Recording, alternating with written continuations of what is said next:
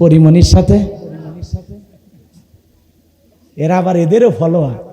তাছাড়া আমি হুজুর, আমার ফেসবুক আইডিতে ফলোয়ার মাত্র 27,000, আর পরিমণির ফলোয়ার 1.5 কোটি। বাট আমরা কি করলাম? যুবকদেরকে নষ্ট করলো এই মোবাইল, এই ঠেলাঠেলি, এই টাচ মোবাইল আইসা যুবকের জীবন যৌবন দুটো খাইছে। এক কথা কয় না কেন? কি যে পাইছে, খালি সারাদিন টানে, সারাদিন টানে। কথা কয় না কেন? রাগ করছেন আপনারা? যুবক 2-1 ওঠা বসা করে, সাবধান থাকো, 12:30 পর্যন্ত বাধা দিচ্ছেন না, এর মধ্যে মাহফিল শেষ হবে, রাগ করেন না। তাহলে মোবাইল নষ্ট করছে যুবকদের, কথা বলে ঠিক কি না? তাহলে যুবকদের উদ্দেশ্যে কি 2-1 মিনিট বলবো?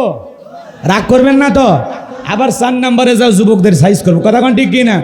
দেশে মোবাইল আইছে, সিটি বন্ধ হইয়াছে, দেশে মোবাইল আইছে, সিটি বন্ধ হইয়াছে, দিওয়ানা বানাইছে, পোলা মাইয়ার মনের কথা ভাসে বাতাসে।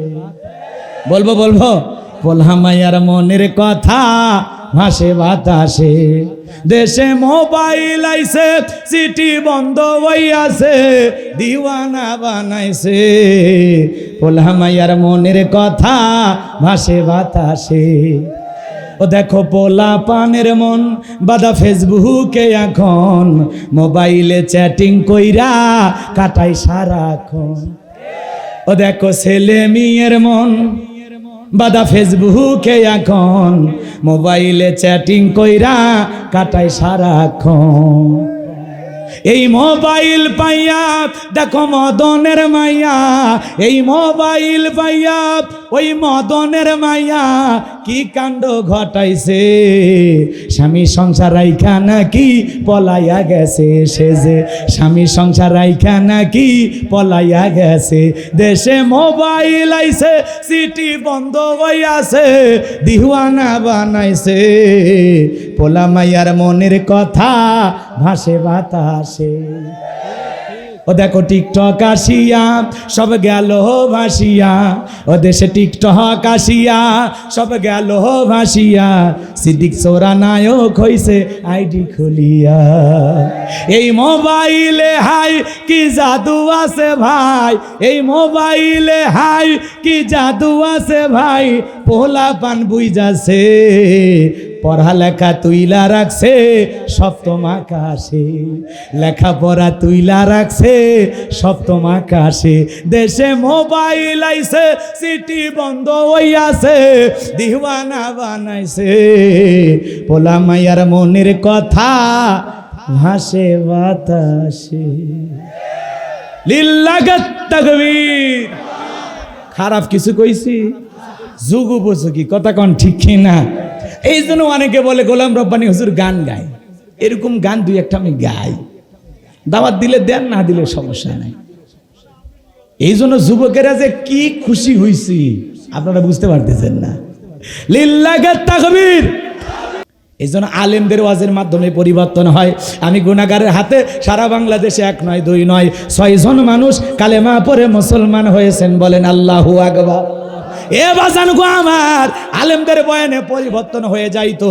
কোরআনের পাখি আল্লামা সাইদি হুজুর 50টি দেশে কোরআনের তাফসিরি করেছিলেন, 50টি বছর তাফসিরি করেছিলেন, হাজার হাজার মানুষ কালেমা পড়ে মুসলমান হইতো, তার মাহফিলে লক্ষ লক্ষ জনতা যাইতো।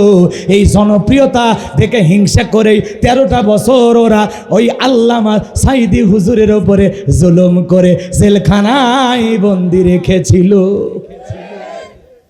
আমরা জীবিত ফেরত পাইলাম না, শহীদ হয়ে গেছে কোরআনের পাখি, কথা বলেন ঠিক কিনা?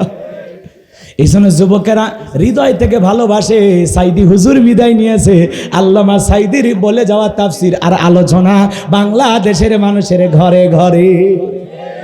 উনি বলেছিলেন সাইদি হারিয়ে যাবে, কিন্তু সাইদির বক্তব্য থাকবে, আল্লামা সাইদির লেখায় তাফসির থাকবে। আল্লাহু আকবার বলেন। কি কষ্ট হচ্ছে? বিরক্ত হয়েছেন?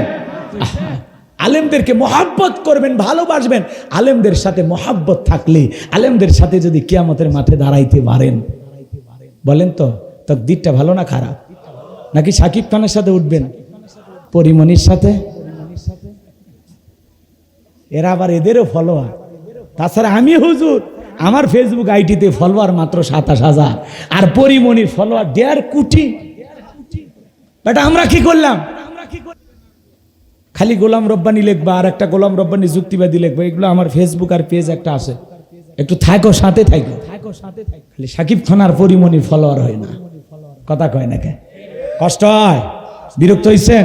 শ্রদ্ধা ডেকে বলে আমি জীবনে কোনোদিন মুসা নবীকে দেখি নাই, আলোচনা শুনে জীবনে পরিবর্তন করার সিদ্ধান্ত নিয়েছি, আমি তওবা করে ঈমান গ্রহণ করব। সুবহানাল্লাহ বলে। এইবার শ্রদ্ধা বলতেছে আপনারা যারা আমার কথা শুনতেছেন এই কারণ কেন লাফালাফি করে আপনারা কি জানেন? এই কারণ গতকাল রাত্রিতে আমার বাড়িতে গিয়েছিল, আমারে 2 বস্তা টাকা দেবে বলে ওয়াদা করেছে, অ্যাডভান্স হিসেবে 1 বস্তা টাকা গতকাল রাত্রিতে দিয়েছিল, আজকে সাক্ষী দেওয়ার পরে আর 1 বস্তা টাকা দেবে, বিনিময়ে আমাকে এই সাক্ষী দিতে হবে মুসা নবী দিনের বেলা ওয়াজ করে আর রাতের বেলা আমি শ্রদ্ধার সাথে রাত কাটাই। কিন্তু আপনাদেরকে সাক্ষী রেখে বলতেছি মুসা নবীর চরিত্র ফুলের চাইতেও পবিত্র। এই জন্য যাদেরকে টাকা দিয়া আলেমদের বিরুদ্ধে মিথ্যা মামলা সাজাইয়া জেলে ফাটাইছিল, সাক্ষী লিখেছিল, তারা এখন বলে হুজুরের বিরুদ্ধে আমি মিথ্যা সাক্ষী দিয়েছিলাম, হুজুর ধর্ষণকারী ছিল না। এই জন্য বাংলাদেশের কোন আলেম ধর্ষণকারী হতে পারে? মিথ্যা তহমত দেয়, অপবাদ দেয়, ষড়যন্ত্র করে। কথা কি বোঝা যায়? বিরক্ত হবেন না বাজান গো আমার। যে কথা বলতে চাচ্ছিলাম গভীর মনোযোগ দিয়ে শুনবেন। এই জন্য আল্লাহ তাআলা যাদেরকে সম্পদ দিয়েছেন হিসাব করে করে বছরে একবার যাকাত দেবেন। কার ভয়ে? আল্লাহর ভয়ে। আল্লাহ সবাইকে যাকাত দেওয়ার তৌফিক দান করুন, জোরে বলুন আমিন। যাকাত ভিত্তিক অর্থনীতির মাধ্যমে দারিদ্র মুক্ত বাংলাদেশ গড়া সম্ভব, অভাব মুক্ত দেশ গড়া সম্ভব। কথা বলেন ঠিক কি না? এই স্বপ্ন আমরা সবাই দেখি, কথা কন ঠিক কি না? মুমিন বান্দার 4 নাম্বার গুণাবলী ওয়াল্লাযীনা হুম লিফুরুজিহিম হাফিজুন। মুমিন বান্দার 4 নাম্বার গুণাবলী নিজের যৌবনটাকে সংযত রাখা, নিজের যৌবনটাকে হেফাজত করা। মুমিনের যৌবন হোটেলে বিক্রি হবে না, পার্কে বিক্রি হবে না। মুমিন কোনোদিন অবৈধ সম্পর্কে লিপ্ত হতে পারে না, কারণ যৌবনকালের হিসাব নেবেন তিনি কে? আল্লাহ বৃদ্ধকালের হিসাব নেবেন না, আল্লাহ শিশুকালের হিসাব নেবেন না, বৃদ্ধকালের হিসাব আল্লাহ সহজ করে দেবেন। কিন্তু আল্লাহ তাআলা যৌবনকালের হিসাব নেবেন করায় করায় গন্ডায়। কথা কয় না কে? আল্লাহ তাআলা বলবেন এই যৌবনকালের এই শক্তি কোন কাজে ব্যয় করেছো, এই যৌবনকালে কিভাবে কি করেছো, আল্লাহ তাআলা সেই হিসাব কিয়ামতের ময়দানে নেবেন। 5টা প্রশ্নের উত্তর দেওয়া ছাড়া একটা মানুষ 1 কদম সামনে বেড়াইতে পারবে না। বলেন আল্লাহু আকবার। এই জন্য কিয়ামতের ময়দানে আল্লাহ জবাব নেবে যৌবনকালে কি করেছো। এই জন্য যৌবনকালে যুবক আমরা গুনাহ করতে ভালোবাসি, শয়তানের ওয়াসওয়াসায় পড়ে আমোদ প্রমোদ করতে ভালোবাসি, আর যৌবনকালের ইবাদত আমার আল্লাহ ভালোবাসে। এই জন্য যৌবনকালে ইবাদত করা লাগবে। যৌবনকালে লম্বা সময় রুকু করা যায়, লম্বা সময় সিজদা দেওয়া যায়, লম্বা সময় রুকুতে থাকা যায়। বৃদ্ধকালে লম্বা সময় রুকুতে থাকলে মনে হয় পড়ে যাব, বেশি সময় সিজদা থাকলে মানে দম আটকে আসবে। কথা বলে বেশিক্ষণ দাঁড়ায় থাকা যায় না, কোমর লেগে যায়। কথা কেন? মাজাগুলো লেগে যায়। বৃদ্ধ মানুষ, শীতের রাত একজন মুরব্বীকে যদি বলেন চাচা 2000 টাকা দিব পুকুর থেকে একটু গোসল করে উঠে আসেন, মুরব্বী চাচা বলবে ভাতিজা গোসল করে কি 2000 টাকা নেওয়ার মতো অবস্থা থাকবে? মাঘ মাস আর পৌষ মাস ওই সময়, বোঝেননি? কিন্তু একজন যুবককে যদি বলা হয় যুবক 2000 টাকা দেওয়া লাগবে, দেব 2000 টাকা, পুকুর থেকে একটু গোসল করো, বলে হুজুর কাপড় খুলছি টাকা বাই করেন। কারণ একটা পাওয়ার আছে, শরীরে একটা দম আছে, স্পিরিট আছে। কথা কয় না? রক্তের গরম আছে।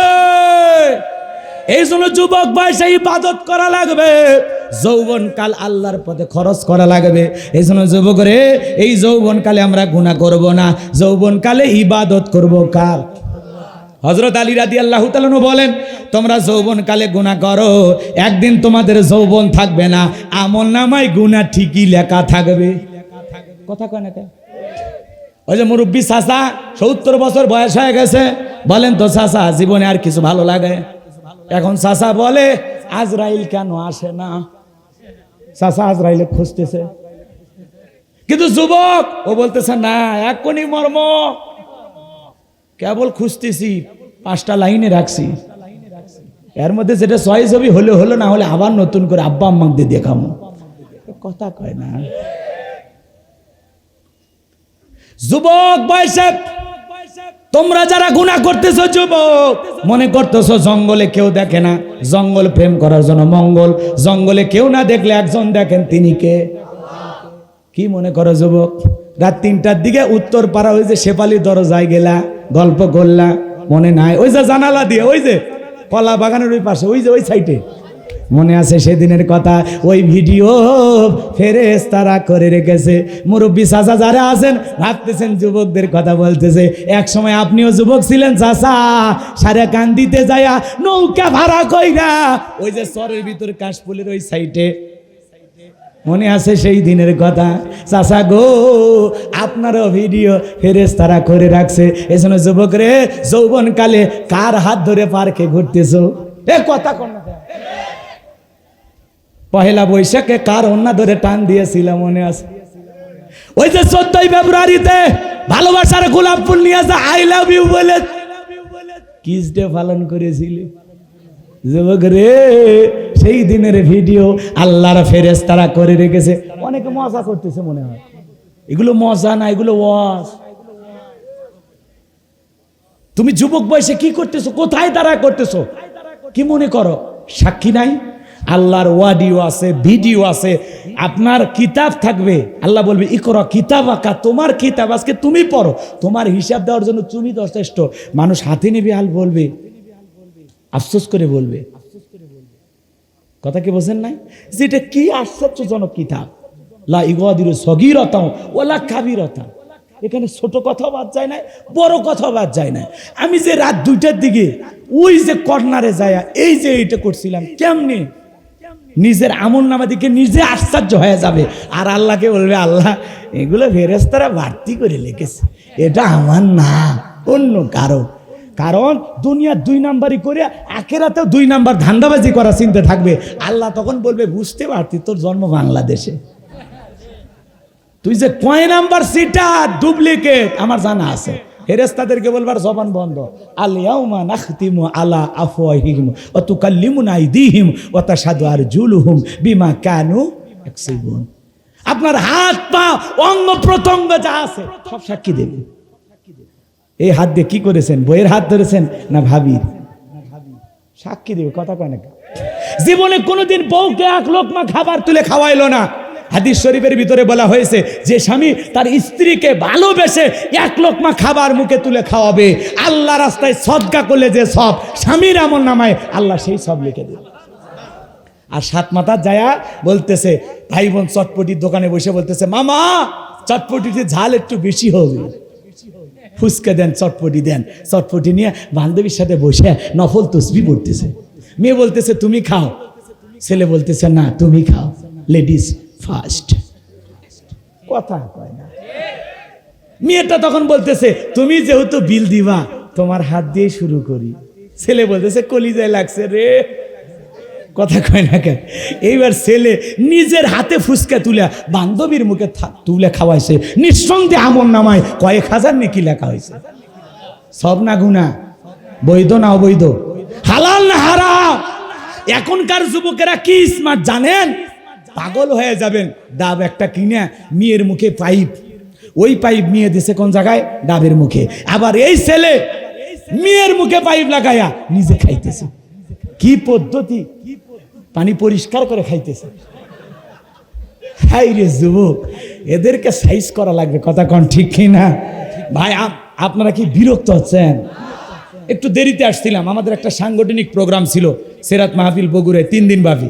সেখানে আমি একটু কিছুক্ষণ আলোচনা করে এখানে আসছি। বোঝেন নাই? বড় বড় মুরব্বীরা, আপনারা অবশ্যই শিবগঞ্জের মানুষ, আপনাদের উপজেলা চেয়ারম্যান ছিলেন, বর্তমান বগুড়া জেলার নাইবে আমির, আমাদের প্রিয় মানুষ মাওলানা আলমগীর হোসেন, চেনেন না? মাওলানা আলমগীর হোসেন উনি সভাপতি 3 দিন ব্যাপী সেরাত মাহফিল। ওখানে কথা বলে আমি এই জায়গায় একটু আসছি, এই জন্য হয়তো কয়েক মিনিট দেরি হয়েছে, কষ্ট। কিন্তু এই দিক খেয়াল করেন, এখন খুশি হয়েছেন না আপনারা? আরো যদি আধা ঘন্টা চলে চলবে নাকি? কারা কারা দেখি শক্তি আছে? লিল্লাহি তাকবীর। যাক বাবা, সাহস আছে, কিন্তু আমি বেশিক্ষণ চালাবো না, আমার কন্টিনিউ প্রোগ্রাম। গতকালকে ঢাকা নারায়ণগঞ্জ থেকে আসছি, এই জন্য অল্প কিছু সময় কথা বলে যাই। যুবকদেরকে সাইজ করা লাগবে, কারণ যুবকেরা যদি ইসলাম বোঝে আর কিচ্ছু লাগবে না।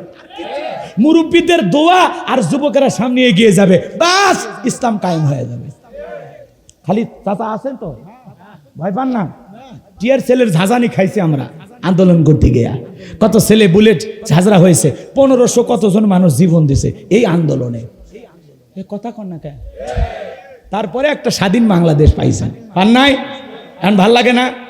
আরো ভালো লাগবে। খালি একটা সরকার পদ্ধতি চালু হলে, মানে বোঝেননি, যারা আছে এরা তো অন্তর্বর্তীকালীন সরকার, এনাদেরকে নিয়ে অনেক আলোচনা সমালোচনা আছে। একবার বলে ইলিশ পাঠাবো না, আবার ইলিশ পাঠায়, এগুলো নিয়ে সমালোচনা আছে। এটা কূটনীতিক বিষয়, আমরা অতটা বুঝি না। আবার ওই ভারতের একটা রিপাবলিক বাংলার একটা সাংবাদিক আছে, এই তো মলম পার্টি। ওই যে একজন সাংবাদিক দেখছেন না রিপাবলিক বাংলা, এই যে দেখেন বাংলাদেশে কি হচ্ছে, এই যে এই পাশে দেখেন, এই যে এই মাত্র দেখেন মন্দিরে আগুন লাগছে, এই যে দেখেন বাড়ি ঘর পোড়ায় দেওয়া হচ্ছে। এর মনে কথা কন না কে?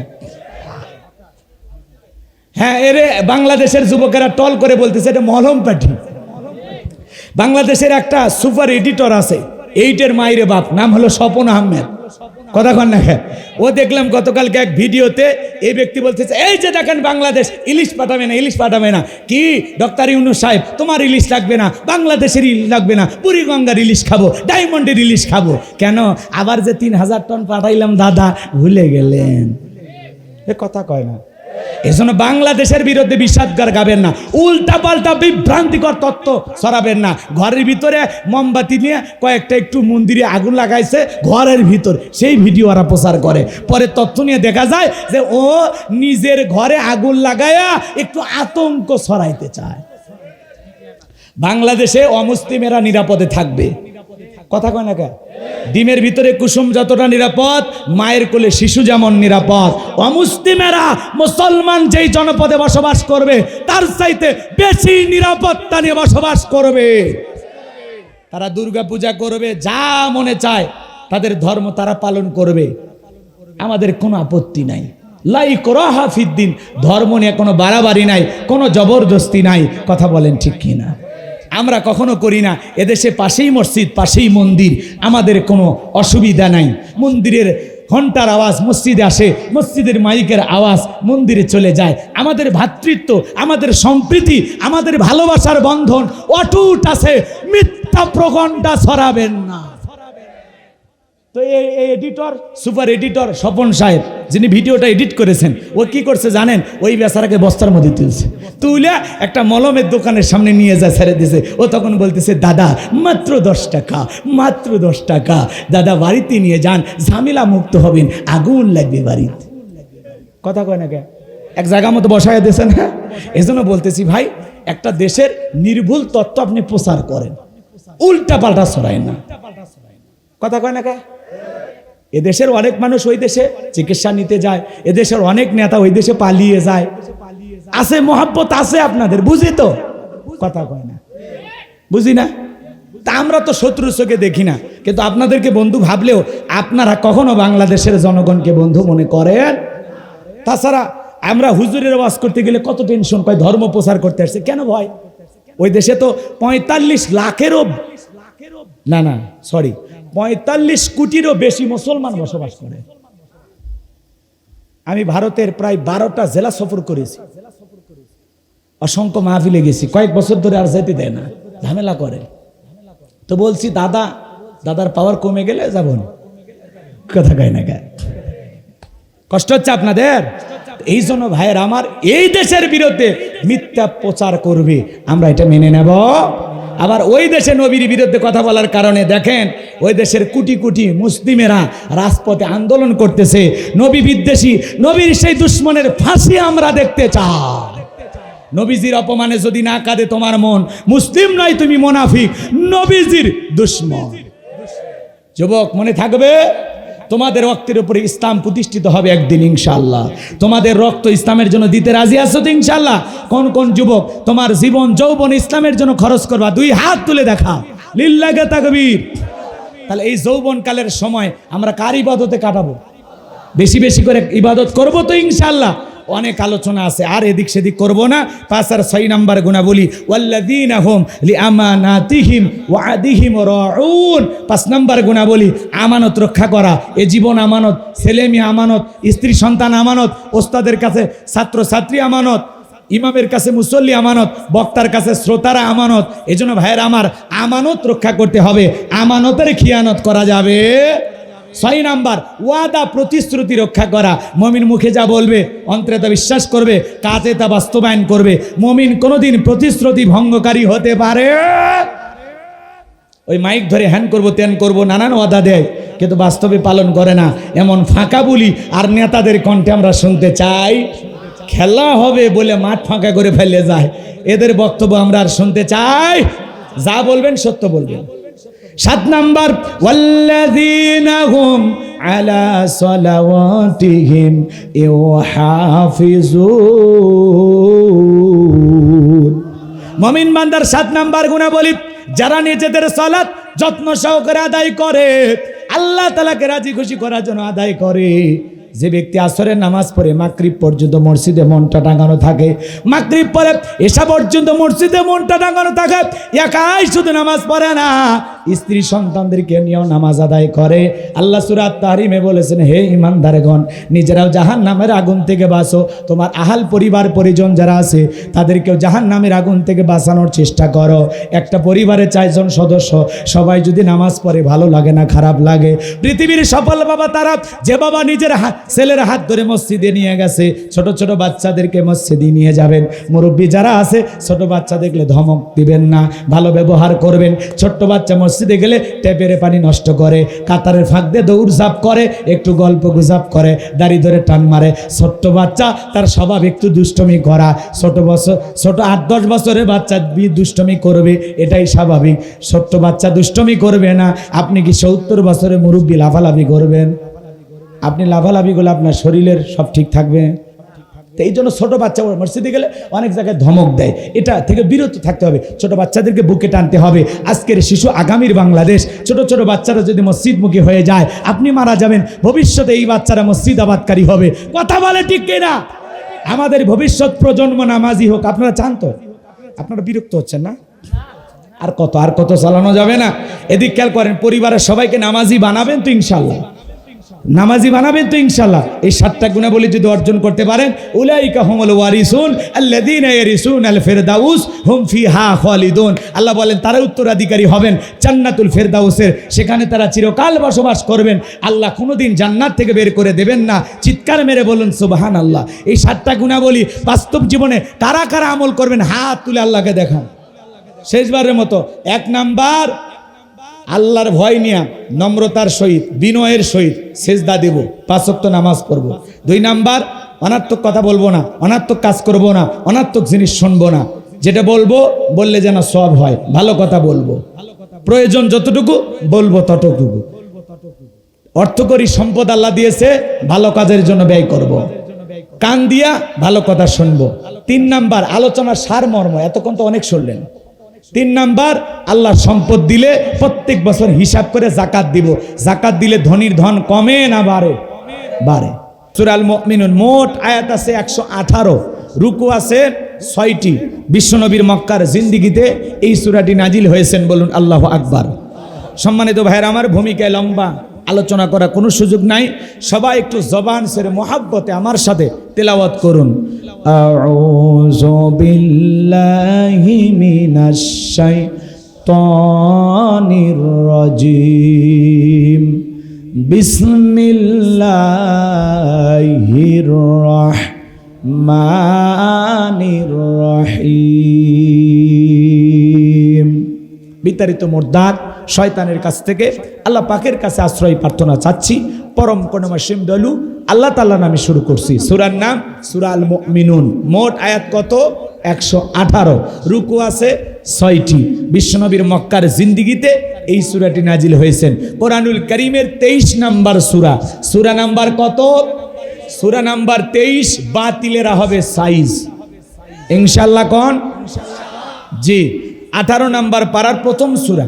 মনে থাকবে তো ইনশাআল্লাহ? শুধু শুনবেন আর এই কান দিয়ে বের করবেন, এমনটা যেন না হয়। আগামীকালকে যদি আপনাদের পাশে একটা বাজার আছে, বাজারের নাম কি? ওই সোনারপাড়া বাজারে যদি কেউ জিজ্ঞাসা করে গাইবান্ধা থেকে গোলাম রব্বানী আসছিল, কি ওয়াজ করছে? যদি বলেন সেই ওয়াজ, কি ওয়াজ কয়? ফাটাফাটি। কি ওয়াজ কয়? ওটা তো মনে নাই। এরকম শ্রোতা হলে চলবে না। যদি কেউ জিজ্ঞাসা করে গতকালকের মাহফিলে বক্তা কোন সূরা থেকে ওয়াজ করছে, পরিষ্কার বলে দিবেন কোন সূরা? সূরা আল মুমিনুন। বলেন কি নাম? আমার ভাইয়েরা, আল্লাহ তাআলা তার বিশ্বাসী বান্দাদের জন্য সূরা আল মুমিনুন নাজিল করেছেন। যারা অবিশ্বাসী কাফের তাদের জন্য আল্লাহ পাক একটি সূরা দিয়েছেন। সূরার নাম হলো কাফিরুন। কুল ইয়া আইয়ুহাল কাফিরুন।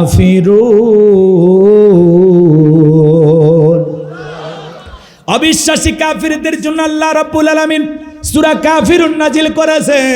যারা বিশ্বাসী বান্দা, মুমিন বান্দা, তাদের জন্য আল্লাহ পাক সূরা আল মুমিনুন নাজিল করেছেন। যারা হলো দুদুল্যমান, দুই নৌকায় পা দিয়া চলে, মুখে বলে একটা, অন্তরে আর একটা, দুমুখ সাপ। বৃষ্টি যেই দিকে ছাতা ধরে সেই দিকে গুলালু মার্কা, সব তরকারিতে চলে। ওদের নাম কি?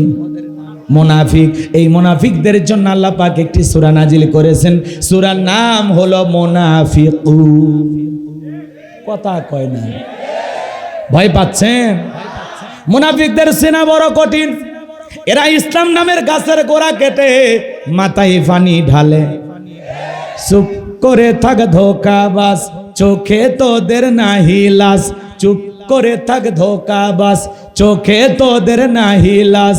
গোড়া কেটে মাথায় ঢালো পানি, তোদের চিনি আর কতকাল করবি রে শয়তানি। মুনাফিকদের স্বভাব হলো ইসলাম নামের গাছের গোড়া কেটে মাথায় পানি ঢালে। ওলা সকালবেলা বলে কোরআনের মাহফিল চলবে, আবার সন্ধ্যাবেলায় পুলিশ পাঠায় বন্ধ করত। ওদের সেনা বড় কঠিন। ওরা বলে আমরা তাহাজ্জুদ পড়ি, এক কথা কয় না খা, কিন্তু তাহাজ্জুদ কই পড়তো? যাই নামাজ পাওয়া যায়নি। এ কথা কন না খা। আপনারা বুঝে নেবেন আর খালি চিন্তা করবেন যে হুজুর কি বলে। সব ওদের মুখোশ। কথা বলেন ঠিক কিনা? সব কি মুখোশ। জনগণের ইমোশন নিয়ে ওরা খেলতো। কথা কয় না কেন? এই জন্য যারা ভালো মানুষ এরা পালায় না। কথা কন, এটা মাথায় রাখা লাগবে। সত্যিকারী যারা দেশপ্রেমী তারা দেশের জন্য, দেশের মানুষের জন্য জীবন দিতে প্রস্তুত। কথা বলেন ঠিক কিনা? এটা বুঝে নেওয়া লাগবে। সামনের দিকে যায়, কথা খালি একটু গোছাইয়ে লাইন পর্যন্ত যাবার দেন। একটু অপেক্ষা করেন, আট ঘাট বাঁধে নেই, বোঝেন না? জমির চতুর্দিকে আল বাঁধে পানি ছেঁচা লাগবে, তাহলে শেষে মাছ ধরে বাড়ির যাবার পাবেন। মিজাই ফাও ফাও না বাঁধে ছেঁচা শুরু করেন না, ওই আটলান্টিক মহাসমুদ্রের মতো কিয়ামত হয়ে যাবে, তো ছেঁচতে পারবেন না। একটু অপেক্ষা করেন। তাহলে মুনাফিক চেনা বড় কঠিন। মনে রাখবেন, বৌদ্ধদের ভিতর থেকে মুনাফিকের জন্ম হয় না, খ্রিস্টানদের ভিতর থেকে মুনাফিকের জন্ম হয় না, হিন্দু দাদাদের ভিতর থেকে মুনাফিকের জন্ম হয় না। মুনাফিকের জন্ম হয় মুসলমানের ভিতর থেকে। অমুসলিমের দ্বারা ইসলাম যতটা না ক্ষতিগ্রস্ত হয়, নামদারি মুনাফিক মার্কা মুসলমানের দ্বারা ইসলাম সবচাইতে বেশি ক্ষতিগ্রস্ত হয়। রসুলের পিছনে নামাজ পড়ে লোকটা যদি মুনাফিক হয়, আপনার আমার পিছনে নামাজ পড়ে তার সাইডে বড়টা হবে। এই জন্য কেউ যদি মনে করেন যে মুনাফিক চিনতে পারতেছে না, মনে রাখবেন হজ করার পরেও লোকটা আলহাজ মুনাফিক হতে পারে, দাড়ি টুপি থাকার পরে লোকটা মুনাফিক হতে পারে। কথা বলে ঠিক কি না? এই জন্য আপনার আমার আশেপাশেও থাকতে পারে। কথা কয় না কে? মুনাফিক যে আমাদের সাথে মিশে থাকে, বোঝা যায় না। যে কোরআনের মাহফিল হলে আমরা তো আপনাদের সাথে, আমরা খুব আলেমদেরকে ভালোবাসি, আবার পরে ওই হুজুরের ডিস্টার্ব আছে। এ কথা কয় না কে? এইরকম ধুমুক হওয়া যাবে না। কথা ক্লিয়ার? জমিন যার, আইন চলবে। আল্লাহ আল্লাহুল খলক ওয়াল আমরু, সৃষ্টি যার, আইন চলবে সে আল্লাহর। আল্লাহর জমিনে বসবাস করি, আবার আল্লাহর আইনের বিরোধিতা করি, আর নিজেকে মুসলিম দাবি করি। তোমার মতো মুনাফিক মার্কা মুসলমানের দ্বারা ইসলাম প্রতিষ্ঠিত হবে না। এই জন্য আমরা কোরআনের সাথে ইসলামের সাথে আছি তো ইনশাআল্লাহ। সবটুকু দিয়ে থাকবো, সবটুকু দিয়ে ইনশাআল্লাহ। আল্লাহ, আমি মুনাফিকদের নিয়ে আলোচনা করার সুযোগ পাবো না, কাফিরদেরকে নিয়ে আলোচনা করার সুযোগ পাবো না। আমি আলোচনা করব আল্লাহর ভিআইপি মুমিন বান্দাদেরকে নিয়ে। চিৎকার মেরে বলুন সুবহানাল্লাহ। সম্মানিত ভাইয়েরা আমার, সূরা আল মুমিনুন থেকে কথা বলবো, কিন্তু কোরআনুল কারীমের এই সূরাটি কোন প্রেক্ষাপটে কোন সময় আল্লাহ তাআলা নাজিল করেছেন, নাজিলের শানে নজুল জানার দরকার আছে না নাই? যদি শানে নজুল আলোচনা করা হয় তাহলে তাফসীর বুঝতে সহজ হয়। নবীজির প্রিয় সাহাবী হযরত ওমর ফারুক রাদিয়াল্লাহু তাআলা বলেন, আমি মৌমাছির গুনগুন আওয়াজ শুনলাম। ডানে তাকায় মৌমাছি নাই, বামে তাকায় মৌমাছি নাই। বিশ্ব নবীর চেহারা মোবারকের দিকে তাকায় দেখি আমার নবীজি ফিসফিস করে কি যেন তেলাওয়াত করতেছেন। হযরত ওমর ফারুক ডেকে বলেন, আমার বোঝার বাকি রইল না, আসমান থেকে নবীজির উপরে কোরআনুল কারীম নাজিল হচ্ছে, আর বিশ্ব নবী কোরআনুল কারীম রিসিভ করতে ব্যস্ত। বলুন সুবহানাল্লাহ। মৌমাছির গুনগুন ভনভন আওয়াজ হলে কোরআনুল কারীম নাজিল হয়। দপ্তরি ছুটির ঘন্টায় বাড়ি মারে টনটন আওয়াজ হলে কোরআনুল কারীম নাজিল হয়। নবীজি যখন ঘোড়ার উপরে থাকতেন ওই সময় যদি কোরআনুল কারীম নাজিল হইতো, ওহির ভারে ঘোড়ার পাগুলো বালুর ভিতরে ডেবে যেত। দপ্তরি ছুটির ঘন্টায় বাড়ি মারে টনটন আওয়াজ হইলে কোরআনুল কারীম নাজিল হইতো। এক সাহাবীর আনের উপরে রানের উপরে মাথা রেখে নবীজি আরাম ফরমাচ্ছেন, ওই সময় কোরআনুল কারীম নাজিল হলো। সাহাবী ডেকে বলেন, আমার কাছে মনে হয় আমার রানটা ফেটে যাবে, আমার কাছে মনে হয় আমার রানের উপরে পাহাড় চেপে ধরা হয়েছে। তাহলে কোরআনুল কারীমের একটা আলাদা ওয়েট, আলাদা একটা ওজন আছে না নাই? জীবনের প্রথম কোরআনুল কারীম রিসিভ করতে গিয়ে বিশ্ব নবীর শরীর মোবারকে জ্বর পর্যন্ত এসেছিল। দীর্ঘ 23টি বছরে নবীজির উপরে ধারাবাহিকভাবে আল্লাহ রাব্বুল আলামিন কোরআনুল কারীম নাজিল করেছিলেন। এ বাজান গো আমার, এই কোরআনুল কারীম আপনার আমার ঘরে আছে। ইমদাদি লাইব্রেরি ছাপাইয়া এই কাগজের কোরআন মুসলমানের ঘরে ঘরে পৌঁছায়া দিয়েছে। কোরআন থাকার পরেও অনেক মুসলমান আজও পর্যন্ত কোরআন পড়তেও জানে না। আছে না নাই? 23টি বছরে নাজিল হওয়া কোরআনুল কারীম ঘরের ভিতরে আছে, কিন্তু আল্লাহর কোরআনুল কারীম পড়তে পারে না। ইংরেজি পেপার পড়তে পারে, কথা কয় না কে, কিন্তু আল্লাহর কোরআন পড়তে পারে না। যদি বলা হয় চাচা আল্লাহর কোরআন পড়তে পারেন না, বেটা কি কয়? বেটা রাবিশ, কথা কয় না। ইংরেজি দিয়ে গালি দেওয়া মানুষ আছে না নাই? কথা বলেন, আছে না নাই? বেটা বাস্টার্ড, নানান কথা বলে আপনাকে গালি দিতে পারবে। ইংরেজি মুখস্থ আছে, কিন্তু পেটের ভিতরে বাম মারলে সূরা ফাতিহা সহি করে পড়তে পারে না, এমন মুসলমানও আছে না নাই? আল্লাহর কোরআনুল কি আছে বলছি না মঞ্চের ভিতরে? আপনাদের মাদ্রাসা নিয়ে তো কথা বলতেছি। কোরআন পড়ার দরকার আছে না নাই? তো তাহলে আপনাদের পক্ষে ওয়াজ হচ্ছে না? হ্যাঁ, খুশি হয়ে যান। কোরআনুল কারীম তিলাওয়াত শেখার দরকার আছে না নাই? শুধু কি সন্তানদেরকে শিখাবেন না, আপনারাও শিখবেন? তিলাওয়াত শিখবেন তো ইনশাআল্লাহ। আল্লাহ আমাদের সবাইকে আল্লাহর পাঠানো এই মেসেজ, আল্লাহর পাঠানো এই চিঠি, আল্লাহর পাঠানো এই মহাগ্রন্থ কোরআনুল কারীম তিলাওয়াত করার তৌফিক দান করুন। জোরে বলুন আমিন। কোরআন তিলাওয়াত করব, অর্থ বুঝবো, বাস্তব জীবনে আমল করব ইনশাআল্লাহ।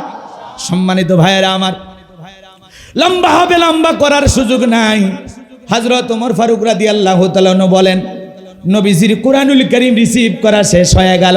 বিশ্ব নবী সাহাবায়ে কেরামদের দিকে মুখ ঘুরে ডেকে বলেন, ও আমার সাহাবীরা, এই মাত্র আসমান থেকে জিবরাইল এসে আমার উপরে সূরা আল মুমিনুনের 10টি আয়াত কারিমা নাজিল করে জানায় দিয়ে গেল, নবী গো, এই 10টি আয়াতের ভিতরে আল্লাহ রাব্বুল আলামিন তার আদরের মুমিন বান্দাদের 7টি কোয়ালিটি নিয়ে আলোচনা করেছেন, 7টি গুণাবলী নিয়ে আলোচনা করেছেন, 7টি বৈশিষ্ট্য নিয়ে আলোচনা করেছেন। কোন মুমিন যদি এই 7টি গুণে গুণান্বিত হতে পারে, 7টা গুণ দিয়ে তার জীবনটাকে সাজাইতে পারেন, আমার আল্লাহ রাব্বুল আলামিন বলেন, উলাইকা হুমুল ওয়ারিসুন আল্লাযীনা ইয়ারিসুনাল ফিরদাউস হুম ফিহা খালিদুন।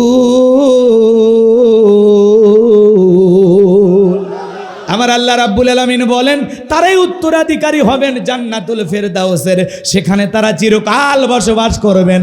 আমার আল্লাহ কোনো দিন জান্নাত থেকে বের করে দেবেন না। চিৎকার মেরে বলুন সুবহানাল্লাহ। কারা কারা জান্নাতে যেতে চান দুইটা হাত তুলে আল্লাহকে একবার দেখা। আপনারা সবাই জান্নাতে যেতে চান? আল্লাহ আমাদের সবাইকে জান্নাতুল ফেরদাউসের মেহমান হিসেবে কবুল করেন। জোরে বলেন আমিন। আর একটু জোরে বলেন আমিন। এবার 7টা আঙ্গুল দেখান, 7টা আঙ্গুল। জোরে বলেন জান্নাতে যেতে হলে কয়টা গুণাবলী? 7টি গুণাবলী। 7টি গুণাবলী কি কি? এই 7টি গুণাবলী আমাদের জানার দরকার আছে না নাই? আজকের মাহফিল থেকে শুনবো এবং বাস্তব জীবনে আমল করব ইনশাআল্লাহ। হাত নামান ভাইরা আমার, প্রত্যেকটা পয়েন্ট আকারে আলোচনা হবে। দিল দিয়ে কথাগুলো শুনবেন, কানটা খরগোশের মতো খাড়া করেন। আল্লাহর কোরআন শোনার নিয়তে এই গুনাহগারের কথাগুলো বোঝার এবং শোনার চেষ্টা করবেন। আল্লাহ তাআলা আমাদেরকে কত ভালোবাসেন জানেন? আল্লাহ তাআলা ভালোবেসে মুসলমানের ঘরে জন্ম দিয়া জান্নাতের রাস্তাটা একটু আগায়া দিয়েছেন। সুবহানাল্লাহ, কালকে বললেন।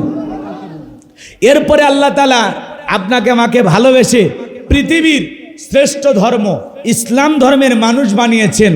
এই ইসলাম ধর্মের মানুষ বানায়া জান্নাতের রাস্তা আরেকটু আগায় দিয়েছেন।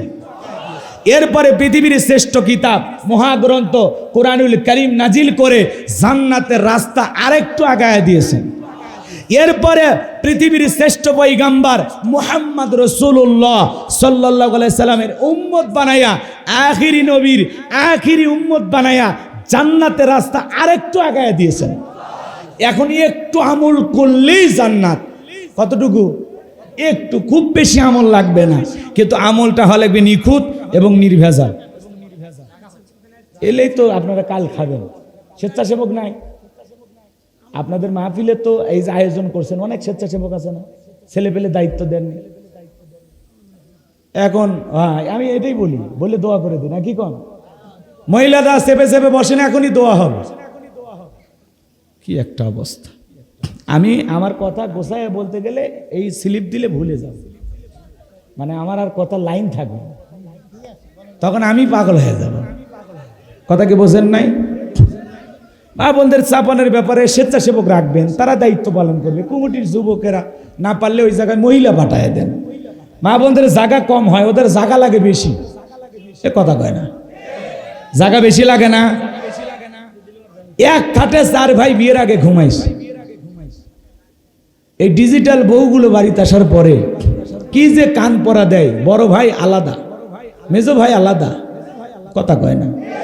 সব ভাই আলাদা আলাদা হয়ে যায়, বাড়ি আলাদা বানায়, পাঁচির আলাদা দেয়। এমন কি এমন কানের ভিতরে কান পরা দেয়, এমন মগজটা ধোলাই করে, এই 4 ভাই বাজারে দেখা হয় ধাক্কা খেলে আর কথা কয় না। এই জন্য এরা খুব কলকাটি নাড়ে।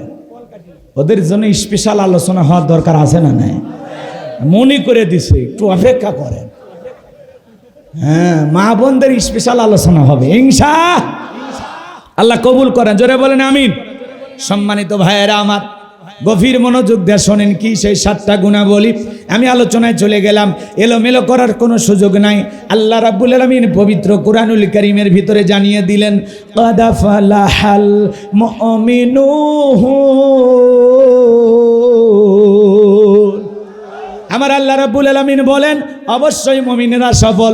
অলরেডি মুমিনেরা সফল হয়েছে তারা, ঈমান এনেছে যারা। আল্লাহু আকবার বলেন। ক্বাদ আফলাহাল মুমিনুন, অবশ্যই মুমিনেরা সফল। অলরেডি মুমিনেরা সফল হয়েছে তারা, ঈমান এনেছে যারা। বলেন তো বাজান, সফল হয়েছে কারা? ঈমান এনেছে যারা। ঈমানদার ছাড়া আল্লাহর কাছে সফল হওয়া যাবে? জোরে বলেন, সফল হওয়া যাবে? আমরা মনে করি ক্ষমতা পাইলে সফল, টাকা থাকলে সফল, পৃথিবীর সবাই চেনে জানে, যশকে অর্জন করলে বুঝি সফল। না, এতে সফলতার মাপকাঠি না বাজান গো আমার। পৃথিবীর সবচাইতে বড় নেতা আমেরিকার প্রেসিডেন্ট, নাম হলো জো বাইডেন। এ হলো বর্তমানে পৃথিবীর সবচাইতে বড় নেতা। বাজান গো আমার, আপনাদের এলাকায় একটা বাজার আছে সোনারপাড়া বাজার। ওই বাজারে আল্লাহর একজন বান্দা তরি তরকারি বিক্রি করে, সবজি বিক্রেতা। আজান দেওয়ার পরে দোকানদারি বন্ধ করে মসজিদে গিয়ে যদি নামাজ আদায় করে, বলেন তো পৃথিবীর বড় নেতা জো বাইডেনের চেয়ে ওই ইমানদার সবজি বিক্রেতার দাম আল্লাহর কাছে কম না বেশি? তার মানে কি বুঝলেন? ইমান আছে যার, আল্লাহর কাছে দাম আছে তার। ইমান নাই, আল্লাহর কাছে দাম নাই। পৃথিবী কাফানো অনেক বড় বড় লিডার আছে। রাশিয়ার প্রেসিডেন্ট পুতিন আছে, এই যে উত্তর কোরিয়ার প্রেসিডেন্ট কাটিং মারামাল কিং জং, চেনেন না? ভারতের দাদা আছে। এরা যত বড়ই ক্ষমতাধর হোক না কেন, বাংলাদেশের একজন ভিক্ষুক, রিক্সা চালক, ভ্যান চালক, লোকটা যদি ইমানদার হয়, আজান দেওয়ার পরে রিক্সা বন্ধ কইরা মসজিদে গিয়ে যদি আল্লাহকে সেজদা দেয়, এই পৃথিবীর বড় বড় লিডারের চাইতে আল্লাহর কাছে ওই রিক্সা চালক ইমানদারের দাম কম না বেশি? তার মানে কি বুঝলেন? ওরা দুনিয়াতে ক্ষমতার দিক দিয়ে সফল হতে পারে, ওদের দাম্ভিকতা ক্ষমতার মাতবাড়ি দুনিয়াতে চলবে, মরার পরে সবগুলোকে পিটায়া জাহান্নামে দেবেন তিনি কে? এই জন্য বেঈমানেরা দুনিয়াতে সফল, কথা কয় না, কিন্তু মরণের পর আরো সফল হতে পারবে। আর মুমিনেরা ইমানদাররা দুনিয়াতেও সফল, আখিরাতেও সফল। চিৎকার মেরে বলেন সুবহানাল্লাহ। ভাইরা আমার, অনেকে মনে করে টাকা থাকলে সফল। বিল গেটসের নাম আপনারা শুনেছেন, পৃথিবীর এক সময় শ্রেষ্ঠতম ধনী ছিল। যতই টাকা হোক বাজান, 35 বছরের সংসার ভেঙে গেল, টাকা থাকার পরেও বউ ভাত খাইল না। এজন্য ধনী হলে যে আপনি সুখী হবেন, বিশাল টাকা হলে যে আপনি সফল হবেন, এমনটা না। কথা বলেন। সেলিব্রিটি যারা আছে, আমরা মনে করি এরা মনে হয় সফল। বলেন তো পৃথিবীর সবচাইতে খেলোয়াড় সবাই চেনে এমন একজন দুইজনের নাম বলেন, কি নাম? মেসি। ফুটবল খেলে, ফুটবলের জাদুকর নাকি বন? আর কি নাম আছে?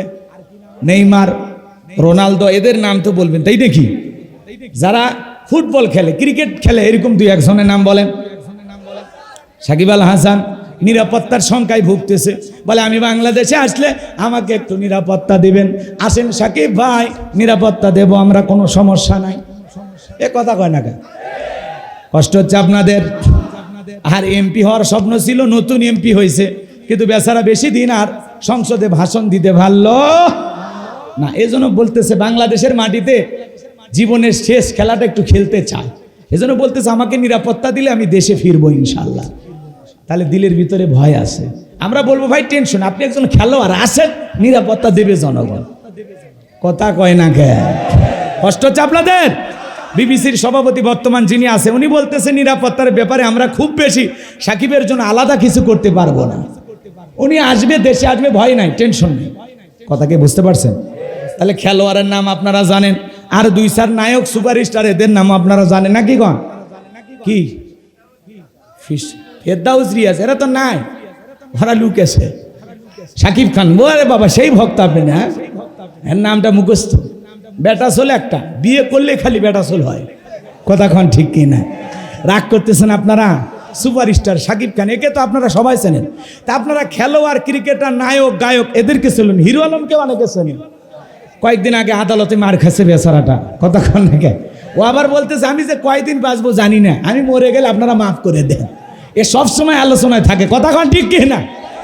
আচ্ছা, এদিক খেয়াল করেন।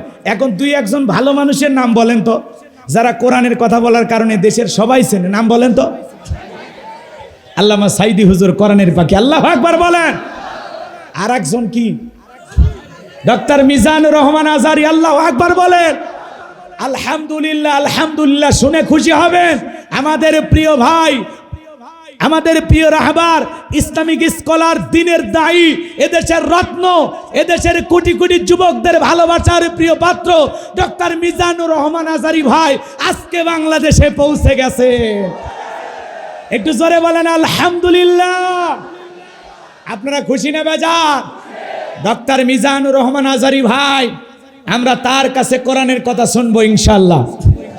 আমার মনে হয় আমরা যদি আগে জানতাম মিজানুর রহমান ভাই আজকে বাংলাদেশে আসবেন, এটা যদি আমরা জানতাম, মনে হয় এয়ারপোর্টে লক্ষ লক্ষ যুবক প্রস্তুত থাকতো তাকে বরণ করার জন্য।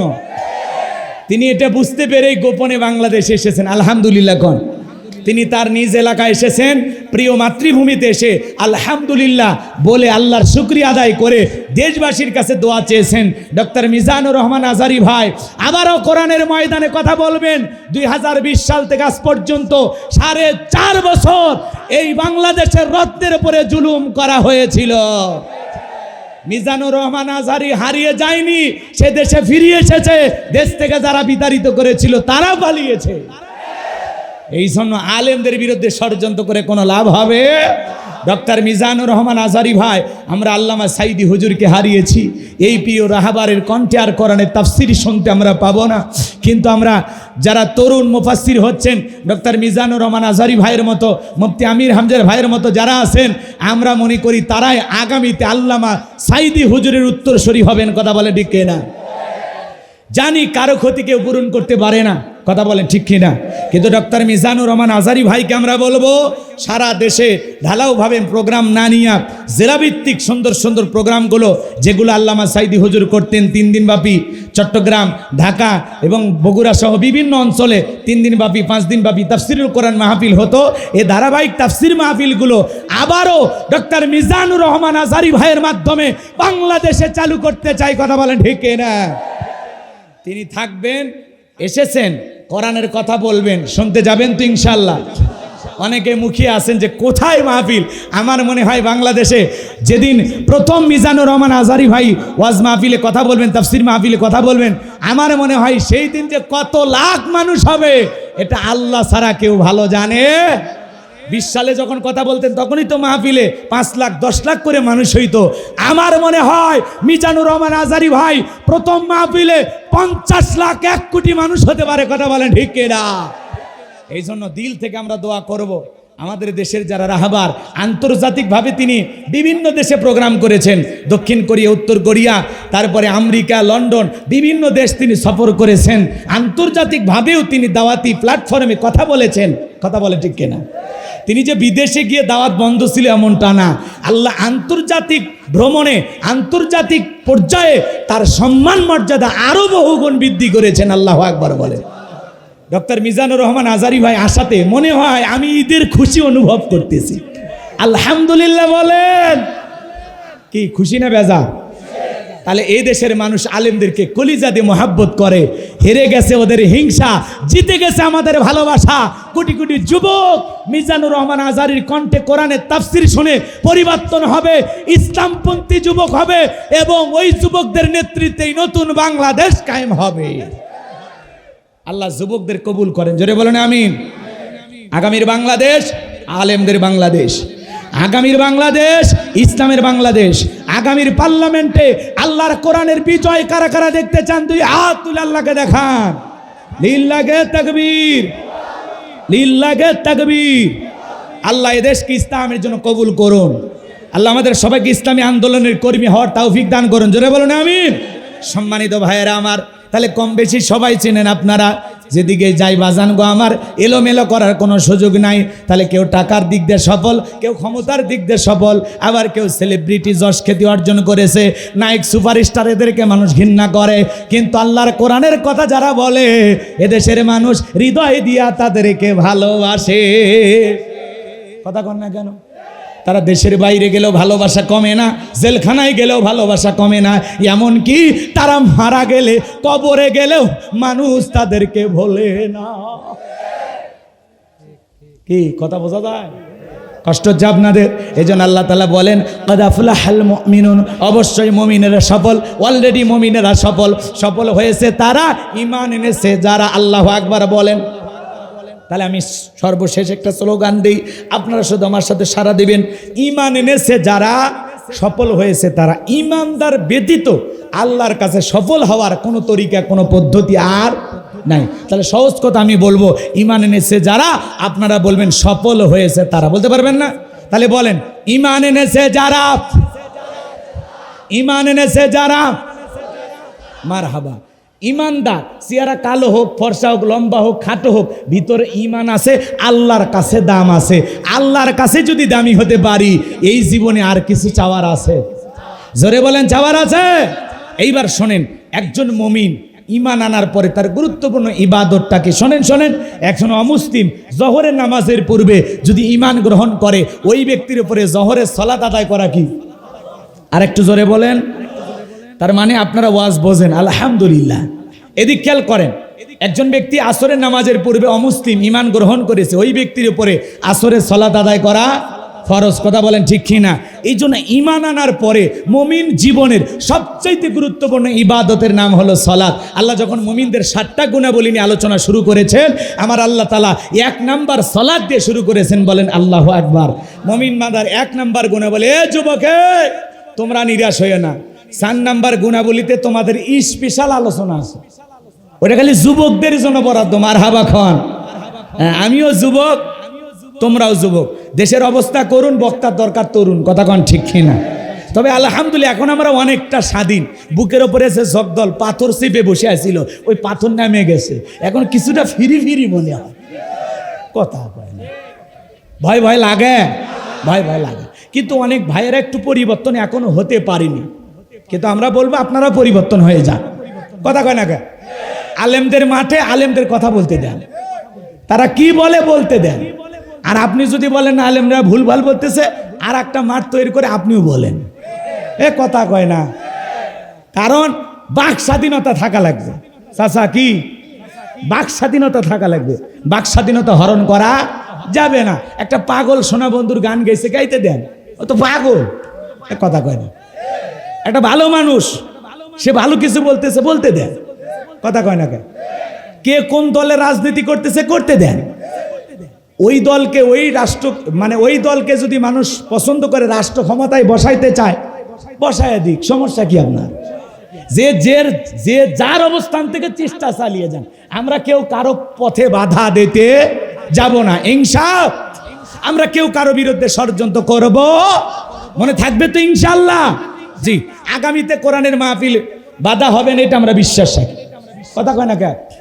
কিন্তু ওই পরিবেশটা বিগত 15-16 বছর ছিল, তো এই জন্য এখনো ওই জায়গার থেকে অনেকে কাটিয়ে উঠতে পারেনি।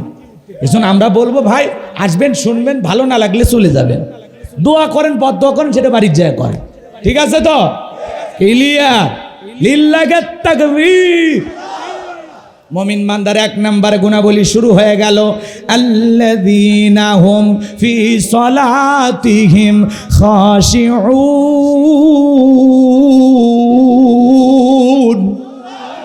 আল্লাহ রাব্বুল আলামিন বলেন মুমিন বান্দার 1 নাম্বার গুণাবলী, যারা নিজেদের সালাত বিনয়ের সহিত, নম্রতার সহিত আল্লাহর ভয় নিয়ে আদায় করে।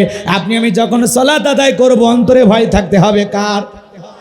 তাফসীর ইবনে কাসির থেকে বলছি, এই আয়াতের ব্যাখ্যায় তাফসীরকাররা লিখেছেন, আপনার আমার অন্তরের ভিতরে সুচিন্তা, কুচিন্তা, দুশ্চিন্তা, বিবির কথা, সংসারের কথা, ব্যবসা বাণিজ্যের কথা, দুনিয়াবি কোনো চিন্তা ভাবনা মনের মধ্যে রাখা যাবে না।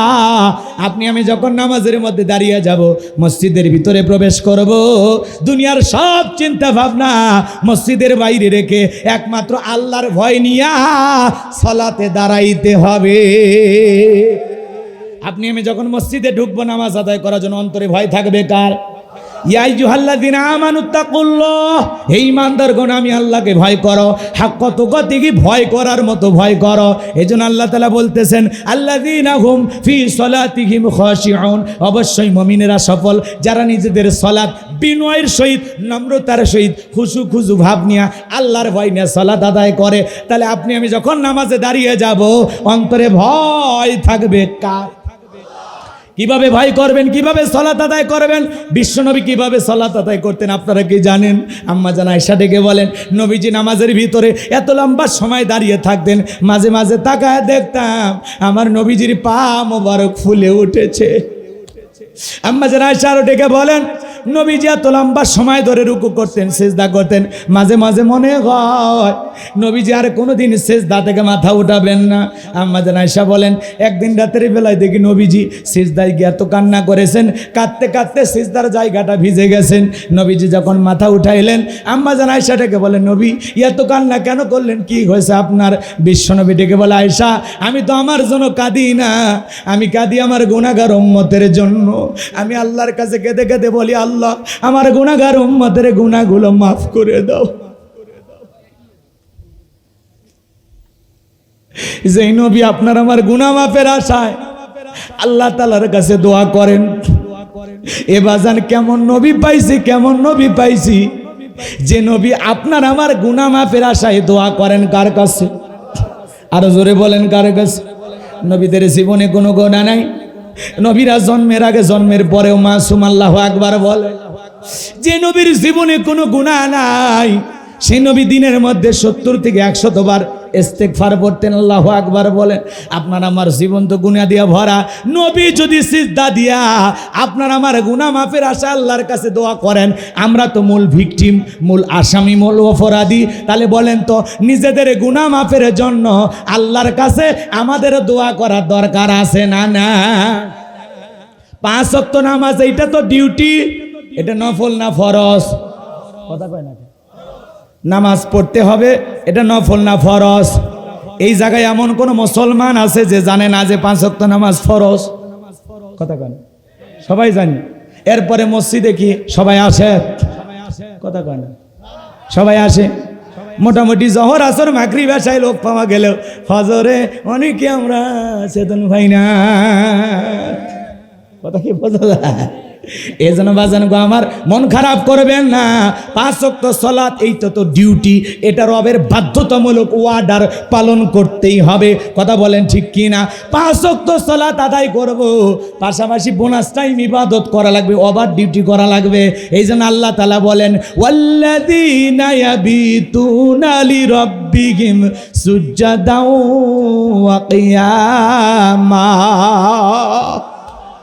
আল্লাহ তাআলা ডেকে বলেন যারা রাত্রি জাগরণ করে আমি আল্লাহকে সিজদা দেয়, আমি আল্লাহর জন্য দণ্ডায়মান হয়, রাতের 12টা 1টা 2টা 3টার দিকে উঠা আরামের বিছানা ত্যাগ কইরা, বিবির ভালোবাসা ত্যাগ কইরা, ঠান্ডা পানিতে ওযু বানাইয়া নিরালাই নিবৃত্তিতে যাই নামাজে দাঁড়ায় গেলেন। এই নামাজ দুনিয়ার কাউকে খুশি করার জন্য নয়, এই নামাজ হলো একমাত্র আল্লাহ তাআলাকে রাজি খুশি করার জন্য। কথা বলেন ঠিক কি না? قل إن صلاتي ونسكي ومحياي ومماتي لله رب العالمين। নবীজি আপনি বলুন আমার নামাজ, আমার কুরবানি, আমার জীবন, আমার মরণ লিল্লাহি রাব্বিল আলামিন, আসমান জমিনের প্রতিপালকের জন্য। তাহলে মুমিন জীবনের সকল ইবাদত হবে আল্লাহ তাআলাকে রাজি খুশি করার জন্য। কথা বলেন ঠিক কি না? যারা রাতের 2টা 3টার দিকে তাহাজ্জুদের নামাজে দাঁড়ায়া যায়, গভীর নিশীথে রুকুর মাধ্যমে, সিজদার মাধ্যমে, যাই নামাজে পয়সা গভীর নিশীথে আল্লাহর সাথে প্রেম করতে পারে, এদের জীবনে সফলতা, কোনো ব্যর্থতা নাই। এরা চাইতে দেরি, আমার আল্লাহ দিতে দেরি করবে না। যারা গভীর নিশীথে তাহাজ্জুদের সালাত আদায় করে এদের জীবনের পেরেশানি থাকে না, হতাশা থাকে না, এদের মেজাজ সব সময় ফুরফুরে থাকে। বলেন আল্লাহু আকবার। তাহলে গভীর নিশীথে সিজদা দেব কার জন্য? জায়নামাজে দাঁড়াবো কার জন্য? নিরালায় নিবৃত্তিতে আপনি একা শুধু দাঁড়িয়ে কার সাথে?